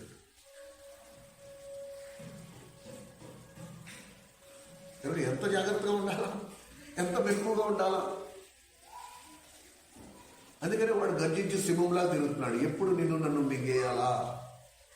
మనం వాడి రాజ్యంలో ఉండి దేవుని పని చేస్తున్నాము. ఈ విషయం కొంచెం మనం ఎంతైనా అందుకనే నువ్వు చూడు, ఎప్పుడైనా సరే దేవుని మందిరంలో నువ్వు పిట్ట కథలు చెప్పు, ఎవరికి ఏ సమస్య ఉండదు. ఇదే నువ్వు వారి పాపం గురించి కనుక చెప్పు, అందరికీ కోపం వచ్చేస్తుంది. ఏమంటారు? ఇవాళ వాక్యం నాకే చెప్పాడు. అన్ని అభ్యంతరాలు అక్కడే మొదలైపోతాయి. నువ్వు ఇదే పిట్ట కథలు చెప్పు, వేరే ఏ పనికి పనిస్తుంది, ఎంత చక్కగా కాలక్షేపం అయిపోతుందో. అబ్బా ఇవాళ ఈ మందిరంలో ఉండండి, వాతావరణం అబ్బా చాలా బాగుందండి. ఇదే దేవుని వాక్యపు వెలుగులో నీ దోషాలు, నీ లోపాలు, నీ పాపాలు ఇవన్నీ బట్టబయలు అవుతున్న కొలది నీకు ఎక్కడ లేని మంట పుడుతూ ఉంటుంది. మొహాలు మార్చేసుకుంటాం మనం వెంటనే. కనుక పరిచర్య ఎలా జరగాల? దేవుడు ఉన్నదే మన లోపాలు మనకి చూపించడానికి. ఆయన రాకడ సమయమందు నీవు నేను సంపూర్ణులుగా ఉండాలని. లేకపోతే దేనికి నువ్వు నేను ఆయన ఉద్ధరించడానికి వస్తావా దేవుని మందిరానికి? కనుక దేవుని రాజ్యము కట్టబడాలి. ఆ రాజ్యం ఎవరు కట్టాలా? నువ్వు నేను. అందులో పాలిభాగస్థులమై ఉన్నాం. ఏమండి?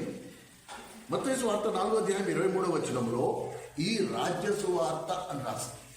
సువార్త పేరే రాజ్య సువార్త. దేవుని రాజ్యం సమీపించుచున్నది కనుక అందరూ అంతటా మారుమనసు పొందవలెనని ఆయన అందరికీ ఆజ్ఞాపించిన రాస్తుంది. కనుక ఈ దేవుని ఈ రాజ్య సువార్తను నువ్వు నేను ప్రకటించవలసిన వారమై ఉన్నా. అలాగే ఆయన ఈ రాజ్య సంబంధమైన చీకటి అంధకార శక్తుల నుండి మనల్ని విడిపించను అని రాయబడు. కనుక ఒక రాజ్యములో నుండి మనల్ని విడిపించి దేవుని రాజ్యములో మనల్ని ప్రవేశపెట్టాడు. కనుక మనం దేవుని రాజ్యానికి సంబంధించిన వారము, ఈ లోక సంబంధమైన రాజ్యానికి సంబంధించిన వారము కాము. ఏమండి? అలాగే మత్తయి సువార్తలో శిష్యులకి ప్రార్థన నేర్పించినప్పుడు ఏమన్నాడు? పరలోకమందున్న నా తండ్రి, నీ నామము మహిమపరచబడునుగా, నీ రాజ్యము వచ్చుగాక. కనుక 6:33 మత్తయి సువార్త 6:33 అన్నాడు, మొదట నా నీతిని నా రాజ్యమును. ఏ రాజ్యములో దేవుడు మనల్ని వచ్చాడంటే ఆ రాజ్యములో మనకి కావాల్సినవన్నీ దొరుకుతాయి. కానీ ఫస్ట్ నేను ఏం వెతకాలి? ఆయన రాజ్యమును వెతకాలి. ఎప్పుడైతే ఆయన రాజ్యంలో వెతుకుతానో అప్పుడు నాకు కావాల్సినవన్నీ, నా స్వస్థతలు అవని, నా కష్టాలు అన్నీ నాకు కావాల్సినవన్నీ అందులో దొరికేస్తాయి. కనుక ఈ విషయాలు ఎప్పుడైతే మనం గమనిస్తున్నామో మన స్థానం 2 దినవృత్తాంతములు 7:14 నా నామము పెట్టబడిన నా ప్రజలు, నా నామము పెట్టబడిన నా ప్రజలు. అంటే దేవుడు నిన్ను నన్ను అక్కడ చూస్తున్నాడు, అక్కడెక్కడో చూస్తున్నాడు.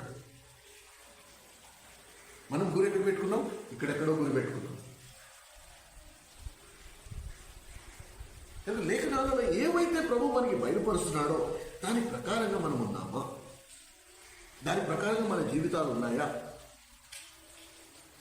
దేవుని వాక్యము విని దాని కనుక నువ్వు అశ్రద్ధ చేస్తే, ఇంటికి వెళ్ళక చదువు మత్తయి సువార్త 13:19 మనం పోయిన ఆదివారం కూడా చదివాం. మత్తయి సువార్త 13:19 మీరు దేవుని వాక్యము విని ఆ వాక్యము కనుక మీరు అశ్రద్ధ చేస్తే ఏమవుతుంది? దుష్టుడు వచ్చి దాన్ని ఎత్తుకుపోతాడు. ఎందుకు కార్యాలు జరగట్లా? దేవుని మందిరంలో బలమైన వర్తమానాలు విత్తబడుతున్నాయి. దేవుని మందిరంలో దేవుని వాక్యాలు బలంగా విత్తబడుతోంది. నువ్వు విని దాన్ని నిర్లక్ష్యపరచడం వలన నువ్వు ఇంటికి వెళ్ళే లోపల ఏమైపోతుంది? ఆ వాక్యము దుష్టుడు ఎత్తుకుపోతున్నాడు.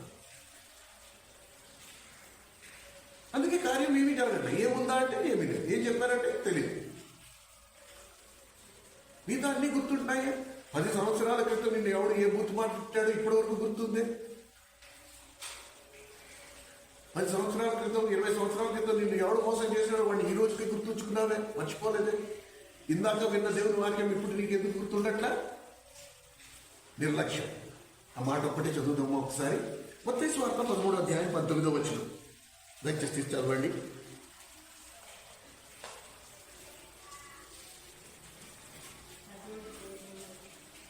మత్తయి సువార్త 13:19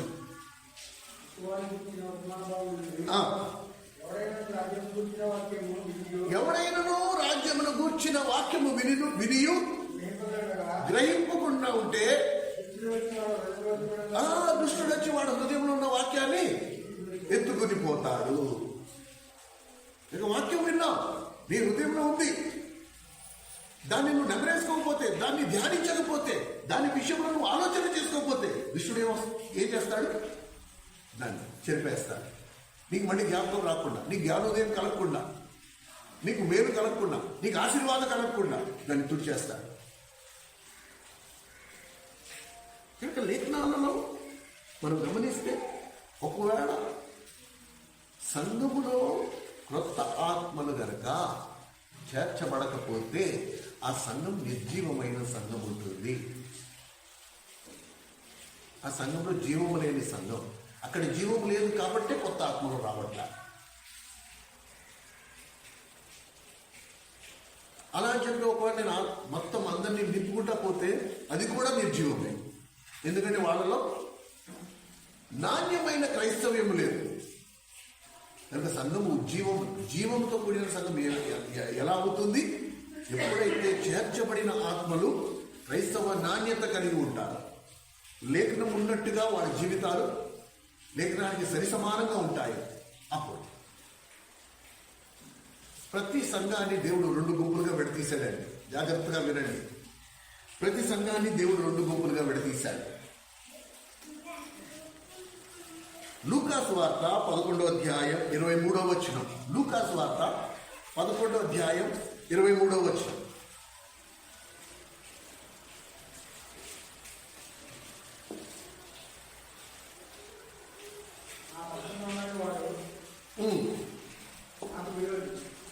నా పక్షమున ఉండని వాడు నాకు విరోధి, నాతో సమకూర్చని వాడు చెదరగొట్టును.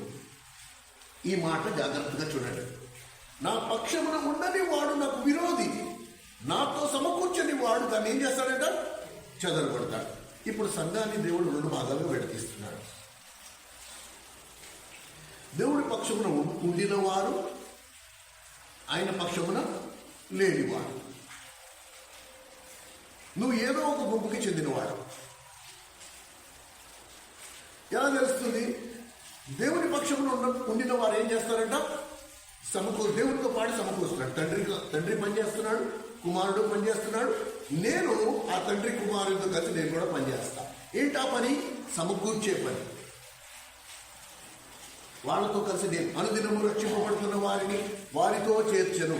నేను కూడా ఆ పనిలో భాగస్వామవుతా. సరేనా? అలా ఒకవేళ నేను చెయ్యకపోతే, జాగ్రత్తగా వినండి, ఒకవేళ నేను ఆ పని చెయ్యకపోతే ఇప్పుడేమవుతుంది? నువ్వు ఎవరో ఒకటి పక్షమున ఉండాల్సిందే. ఉంటే దేవుని పక్షమునైనా ఉంటావు, లేదా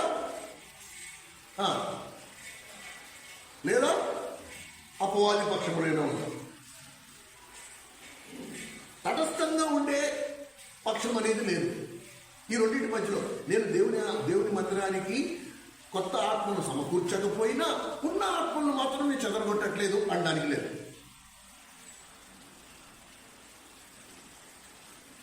నేను దేవుని ఆ మందిరానికి కొత్త ఆత్మలు సమకూర్చకపోయినా ఉన్న ఆత్మలను నేను చెదరగొట్టట్లేదు అనడానికి సరిపోం. మనం ఉంటే ఇందులో సమకూర్చే వాళ్ళలాగా ఉండాలి, లేకపోతే చెదరగొట్టే వాళ్ళలాగా ఉండాలి. మధ్యలో నేను సమకూర్చట్లేదు, ఇటు చెదరగొట్టట్లేదు అంటే కుదరదు. లేదు, లేఖనం అదే చెప్తారు. మీరు ఇంటికి వెళ్ళక మళ్ళీ చదవండి. పరిశుద్ధాత్మను కూడా అండి, ప్రభు ఇదేంటి ఈ మాట?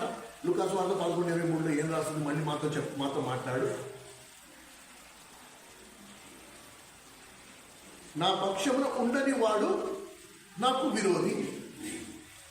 ఇప్పుడు ఉండిన వాడు ఏం చేస్తాడంట? నాతో కలిసి సమకూరుస్తాడు. అలా సమకూర్చట్లేదంటే వాడు నా పక్షంలో లేనివాడు. నా పక్షం లేనివాడు ఎవరితో ఉన్నట్టు? అపవాదితో ఉన్నట్టు. వాడు ఏం చేస్తున్నాడు? చెదరగొడుతున్నాడు. కనుక నేను అది చెదరగొట్టట్లేదు అంటే కుదరదు. కనుక నా ప్రియమైన సహోదరుడు, ఆ సహోదరి, మనమందరం ఈరోజు నడుము బిగించుకుందాం. అందుకనే దేవుడు ఇన్ని రోజులు మనం ఇలా చేయకపోవడానికి కారణం ఏంటంటే మనమే సిద్ధపడాలి. మనమే సరిగ్గా లేదు, మన జీవితాలే సరిగ్గా లేవు. ఇప్పుడు దేవుడు తన వాక్యంతో మనల్ని పోషించి ఒక స్థాయికి తీసుకొచ్చాడు. ఎంతో గొప్ప మెరుగు, చాలా వరకు ఎన్నో విషయాలు మనకి నేర్పించాడు.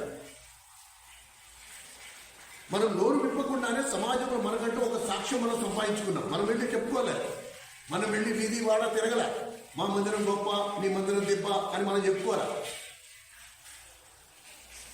అయితే మనం ధ్యానిస్తున్న వాక్యము, మనం పాటిస్తున్న పద్ధతి, దీనిని బట్టి సమాజంలో మనకంటూ ఒక సాక్ష్యం ఉంది. ఎస్, ఇప్పుడు మనం ధైర్యంగా బయటికి వెళ్ళి ప్రభువుతో కలిసి సమకూర్చే పని మనం చేయొచ్చు. ప్రొవైడెడ్ మళ్ళీ చెప్తున్నా. అయితే షరతు ఏంటి? నువ్వు తీసుకొచ్చిన వాడిని బలపరిచే బాధ్యత నీదే. నువ్వే బలపరచాలి. వాడికి అర్థమవుతుంది, నువ్వే చెప్పాలి. అందుకే నువ్వు వాక్యం ధ్యానించడం మొదలుపెట్టు. నీకు ఒకవేళ అర్థం కాకపోతే రా, కూర్చో. మేము ఎప్పుడు ఖాళీగానే ఉన్నాం కదా. మిగతా అందరికీ పనులు ఉంటాయి కానీ మేమైతే ఇప్పుడు వ్యవసాయ కదా. మేము ఎప్పుడు ఫ్రీ. నాకైతే ఫుల్ ఓపిక. మీరు ఎప్పుడు వచ్చినా పర్వాలేదు. ఎందుకు చేయాలని నేను మిగతా వాడిని సమకూర్చాలంటే నా దగ్గర మేత ఉండాలి. నేను వాళ్ళకి తగిన మేత పెట్టాలంటే ఆ మేత నేను సమకూర్చుకోవాలి. నా చేత కాకపోతే నేను ఎక్కడుందో అక్కడికి వెళ్ళి నేను తెచ్చుకోవాలి. అప్పుడు నేను తండ్రితో, యేసుక్రీస్తు ప్రభుతో కలిసి నేను కూడా జత పనివాడిగా, నేను కూడా సమకూర్చే పనులు నేను కూడా నిమ్మకున్నాయి. అప్పుడు నేను ఈ గుంపుకి చెందినవాడిని. నేను క్రీస్తుతో కలిసి సమకూరుస్తున్నాను కాబట్టి క్రీస్తు పక్షంలో ఉన్నవాడిని అవుతా. ఒకవేళ ఆ విషయంలో నేను నిర్లక్ష్యంగా ఉంటే నేను ఆయనకి విరోధినై ఉంటా. క్రీస్తు విరోధి ఎవరు? సాతాను. మీరందరూ చాలా తెలివైన వాడు, అందుకని నేను విజ్ఞతకు విడిచిపెడుతున్నాను. ఈరోజు మనం ప్రభు బలంలో పాల్పొందక మనకు చక్కటి తీర్మానం తీసుకున్నాం. ఓ ప్రభు, 2024 అక్కడికి వచ్చేసాం. కనుక ఇన్ని రోజులు, ఇన్ని సంవత్సరాలు ఏదైతే మేము నేర్చుకున్నామో, ఏదైతే మేము విన్నామో, దాన్ని కార్యసిద్ధి కలుగు చేసే సమయం వచ్చింది. కనుక ఇప్పుడు నువ్వు చెప్పు, మేము ఎక్కడికి వెళ్ళాలి? ఏ ఆత్మ ఆదరణ కొరకు ఎదురు చూసే స్థితిలో ఉంది? ఆత్మను మాకు చూపించు, మేము అక్కడికి వెళ్తాం. గుడ్డెత్తి చీల పడినట్టు మనం వెళ్ళొద్దు అలా వీధుల్లో, అలా వాడగట్టులో తిరిగి మీ ఇంట్లో ఎవరున్నారా, మీ ఇంట్లో ఎవరున్నారు, నువ్వు అలా కాదు. రోజు నీ ఆత్మతో మమ్మల్ని నడిపించు, నీ ఆత్మ చేత మాకు బయలుపరచు. మాలో ఎలా కార్యం చేస్తావో అలాగే నువ్వు వాళ్ళు కూడా కార్యం చేయి. నువ్వు నడిపించు, నువ్వు చెప్పు, మేము ఎక్కడికి వెళ్ళాలి. అలాగ మనం సజీవమైన సంఘముగా కట్టబడదాం. ప్రార్థన చేసుకుందాం. తెచ్చేసి మోకరించాడు.